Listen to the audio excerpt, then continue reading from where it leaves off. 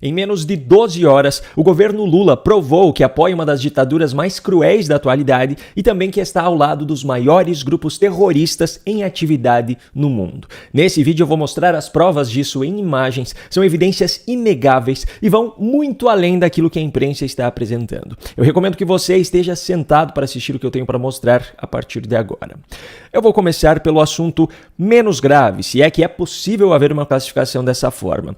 Em meio ao contexto da farsa escancarada na reeleição de Nicolás Maduro como presidente da Venezuela, de toda a revolta popular que eu já mostrei no vídeo de ontem, e também da postura vergonhosa e conivente do governo Lula, como eu também já mostrei no vídeo de ontem, foi ao ar no Jornal Nacional uma entrevista de Lula a uma das emissoras afiliadas à Rede Globo.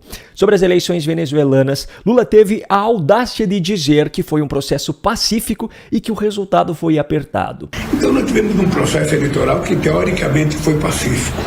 Não houve violência, não houve nada disso. Tem um resultado apertado. Então, sempre que tem um resultado apertado, as pessoas têm dúvida. É normal que tenha uma briga. Como é que vai resolver essa briga? Apresenta a ata. A título de curiosidade, até o momento em que eu estou gravando esse vídeo, a oposição a Maduro diz ter acesso a quase 80% das atas e o resultado parcial é de cerca de 70% dos votos para Edmundo Gonzalez. Uma outra contagem foi feita por uma entidade independente sem fins lucrativos, a Alta Vista, que aponta que Edmundo Gonzalez recebeu cerca de 66% dos votos. Só que Lula, nessa mesma entrevista, deixa claro que já presume que o resultado apresentado por Maduro seja o verdadeiro. Eu, na hora que tiver apresentado as atas, sabe, e for consagrada que a ata é verdadeira, sabe, todos nós temos a obrigação de reconhecer o resultado eleitoral da Venezuela. E ainda tem mais um ponto delicado dessa entrevista. Lula foi questionado sobre o posicionamento do PT, que, como eu também mostrei no vídeo de ontem, já reconheceu Maduro como presidente reeleito. Nesse contexto, Lula disse isso aqui. Não tem nada de grave, não tem nada assustador. Eu vejo a imprensa brasileira tratando como se fosse a Terceira Guerra Mundial. Não tem nada de normal. Teve uma eleição. Teve uma pessoa que disse que teve 51%, teve outra pessoa que teve 40 e pouco por cento, sabe? Um concorda, outro não. Entra na justiça, a justiça faz. Não tem nada de grave. Como é possível dizer que não tem nada de grave? O regime de Maduro detém o poder sobre todas as instituições dentro do país. O próprio órgão responsável pela contagem dos votos faz parte do poder executivo, não do judiciário. Ou seja, são os integrantes do governo Maduro que determinam o resultado oficial da votação. Em outras palavras, quem conta os votos e diz o que vale e o que não vale, desculpe a expressão tão forte, nada mais é do que um empregado de Maduro. E mesmo que fosse do judiciário, ou mesmo que a oposição recorra ao judiciário, como disse Lula, Maduro também tem o controle sobre ele. Não há saída por meios legais ou pacíficos para o povo venezuelano. E como se não bastasse esse posicionamento absolutamente conivente de Lula com as atrocidades feitas pelo regime ditatorial venezuelano, as semelhanças entre os dois presidentes foram acentuadas com a declaração feita por Maduro nessa terça. O ditador pediu urgência na aprovação de uma lei orgânica que controle aquilo que ele chama de crimes de ódio nas redes sociais.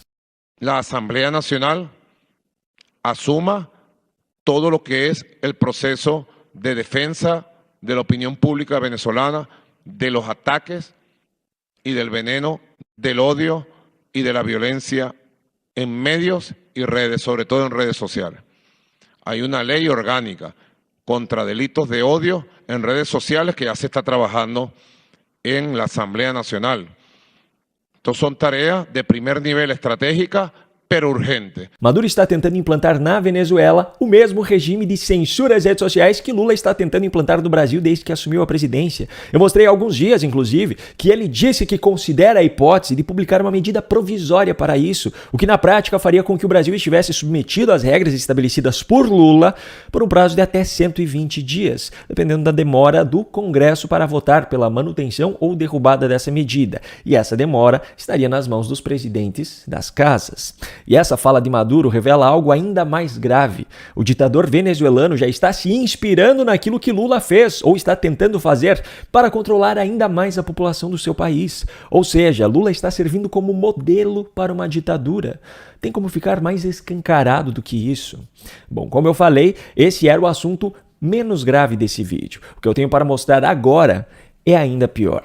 A imprensa brasileira noticiou o fato de que Ismail Haniyeh, líder político do grupo terrorista Hamas, foi morto nessa última madrugada. Também estão repercutindo na imprensa imagens da cerimônia de posse do novo presidente do Irã, Massoud Pezeshkian, onde Ismail esteve horas antes de ter sido alvo do ataque que lhe deu seu merecido destino. Essa repercussão se deve ao fato de que, quase ao lado do líder do Hamas, estava um representante do governo Lula, o vice-presidente Geraldo Alckmin.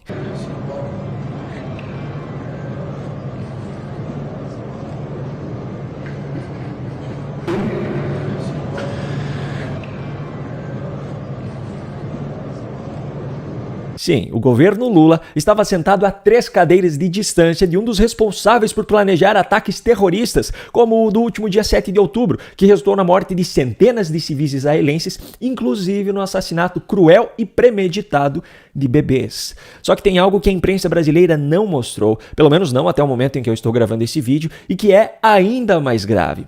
Geraldo Alckmin, representando o governo Lula, não apenas estava sentado a 3 cadeiras de distância do líder do grupo terrorista Hamas, Ismail Haniyeh, como ainda estava sentado a 2 cadeiras de distância do Sheikh Naim Qassem, porta-voz do grupo terrorista Hezbollah do Líbano, estava sentado a 1 cadeira de distância de Ziad al-Naqallah, líder da também terrorista Jihad Islâmica, e estava sentado imediatamente ao lado de Mohammed Abdul Salam, porta-voz dos Houthis, um grupo terrorista do Iêmen. Deixa eu tentar simplificar aqui. O governo Lula, representado pelo vice-presidente Geraldo Alckmin, esteve sentado lado a lado com as lideranças de 4 dos principais grupos terroristas do mundo na atualidade.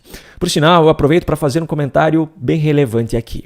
Todos aqueles que se posicionaram contra Israel desde o início do atual conflito com o Hamas constantemente falam sobre civis que são vítimas de ataques em Gaza. Mas agora a morte de Ismail Haniyeh é tratada como a maior afronta até o momento, levando assim à manifestação de respostas mais agressivas, inclusive por parte do Irã, que diz ser imperdoável que um convidado tenha sido morto em seu território. Qual é a lógica dessa gente? Eles esperam que os grandes responsáveis sejam mantidos a salvo enquanto os combatentes e a população civil sofrem as consequências.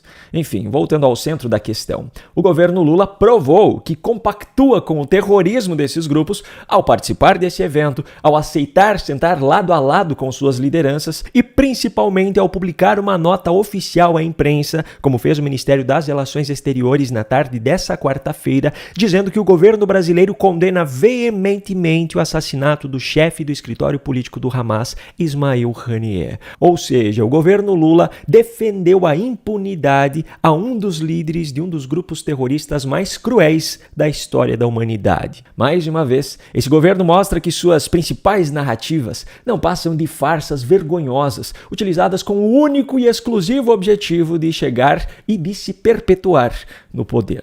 Você concorda? Bom, um grande abraço e até a próxima.